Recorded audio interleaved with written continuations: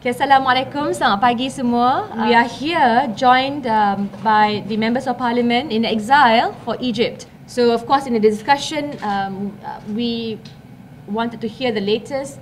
There are also many Egyptian politicians who had to seek refuge in Malaysia. But of course my issue here is to remind Malaysians about the coup. We should rightly address the transgressions against human rights and democracy, and we would also like to see greater collaboration, including to showcase what role that Egypt can play if it embraces democracy.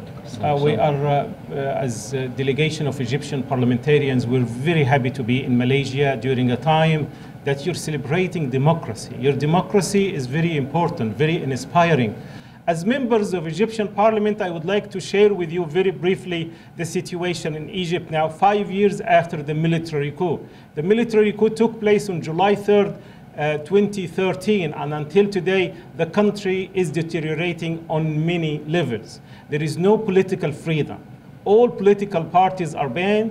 When it comes to journalism, there is no freedom of expression, no freedom of journalism. Very recently, the military issued a law that any Egyptian who has more than 5,000 followers, if that person will be considered as a media outlet, and that person can be arrested if that person publishes anything that goes contrary to what the government wants. Many journalists are in jail. Young Egyptians are forced.